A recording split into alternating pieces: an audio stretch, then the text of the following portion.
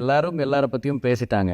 So நான் முதல்ல தானு sir பற்றியே ஆரம்பித்து பேசலான் இருக்கேன். ஏன்னா நான் உதவி இயக்குனராக சினிமாவில் என்னோட பயணத்தை துவங்கின போது அந்த படத்தோட ப்ரொடியூசர் வந்து தானு சார் தான்.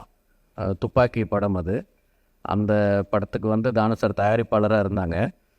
தானு சார் வந்து தான் தயாரிக்கிற படங்கள் மட்டும் அல்லாமல் மற்றவங்க தயாரிக்கிற படமாக இருந்தாலும் அதுக்கும் வந்து ரொம்ப, அதாவது எப்படின்னா, அவர் வந்து சினிமாவை வந்து தன்னோட கம்பெனியை சார்ந்தது மட்டும்தான் சினிமா, தான் எடுக்கிற படம் மட்டும்தான் படம் அப்படின்னு நிறைய பேர் நினச்சிட்ருப்போம். எப்பயுமே ரொம்ப ஃபோக்கஸ்டாக. அது கெட்ட விஷயம் இல்லை, பட் சம்டைம்ஸ் அது ரொம்ப தன் சார்ந்த விஷயமாக மட்டுமே மாறிடுது. அப்படி இருக்கும் பொழுது ஒரு பெரிஃபரல் விஷனோட சினிமா மொத்தமும் நம்மளது தான், நம்மளும் அதில் ஒரு அங்கமாக தான் இருக்கோன்னு சொல்லி வேறு கம்பெனி தயாரித்தாலும் சரி, தனக்கு சம்மந்தம் இல்லாத ப்ரொடக்ஷன் வழியாக சம்மந்தம் இல்லாத வேறு ஏதோ படங்கள் இருந்தாலும் சரி, எனக்கு தெரிஞ்சு தானு சார் வந்து என்னோடய படத்தோட அனௌன்ஸ்மெண்ட் வந்த நாள், டீசர் வந்த நாள், திருப்பி இன்னொரு டீசர் கொடுத்த நாள், ட்ரெய்லர் வந்த நாள், ஒவ்வொரு பாட்டு சிங்கிள் வெளியிட்ட நாள், படம் வெளியான நாள், படம் வெளியாகி அதுக்கப்புறம் ஓடிட்டு இருந்த நேரத்தில் வெவ்வேறு டைம்லேயும் வந்து ஃபோன் பண்ணி எனக்கு விஷ் பண்ணுற முதல் ஆள் வந்து தானு சாரை தான் இருப்பாங்க.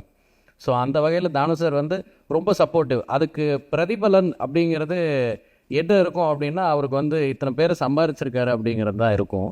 எனக்கு தெரிஞ்சு நான் இப்போ ஒரு பாலகனாக இருக்கும் பொழுது கிழக்கு சீமையில் மாதிரி ஒரு படம் வந்தது தானு சார் ப்ரொடக்ஷனில். அடுத்தது ஆலவந்தான் எடுத்திருந்தார் சார். காக்க காக்க சார் ப்ரொடியூஸ் பண்ணியிருந்தார். துப்பாக்கி படம், தெரி, அசுரன், இப்போது மேக்ஸ், இன்னும் அடுத்து நிறைய படங்கள் பண்ணுவார், கபாலி. ஸோ இந்த மாதிரி தலைமுறைகள் கடந்து இத்தனை ஜென்ரேஷன்ஸ் மாறிக்கிட்டே இருக்குது, டைரக்டர்ஸ் மாறிக்கிட்டே இருக்காங்க, ஆக்டர்ஸ் மாறிக்கிட்டே இருக்காங்க.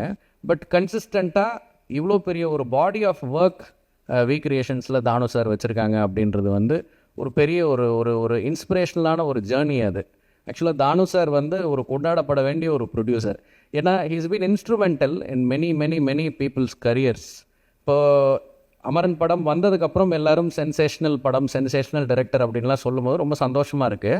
பட் இந்த படம் வெளியாகிறதுக்கு சரியாக ஒரு வருஷம் முன்னாடி இப்போ நான் அடுத்தது பண்ண போகிற தனுஷ் சார் படம் D55, அந்த படத்துக்கான அழைப்பு வந்து எனக்கு முதல் வந்தது தானு சார் கிட்ட இருந்து தான் வந்தது.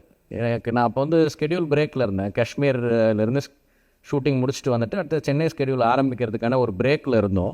அப்போ சார் எனக்கு ஒரு ஈவினிங் ஃபோன் பண்ணி காலையில் ஆஃபீஸ்க்கு வர சொன்னார். நான் போனதுக்கப்புறம் அவர் தான் என்னை கூட்டிகிட்டு போயிட்டு கோபுரம் ஃபிலிம்ஸ் அன்பு செழியன் சார்கிட்ட என்னை முதல்ல அறிமுகப்படுத்தி வச்சு, இந்த மாதிரி தனுஷ் சாருக்கு வந்து கதை ஏதாவது இருந்தால் நீங்கள் இவருக்கு நரேட் பண்ணுங்கள் அப்படின்னு சொல்லி, அப்படி தான் இந்த ப்ராஜெக்ட் துவங்குச்சு.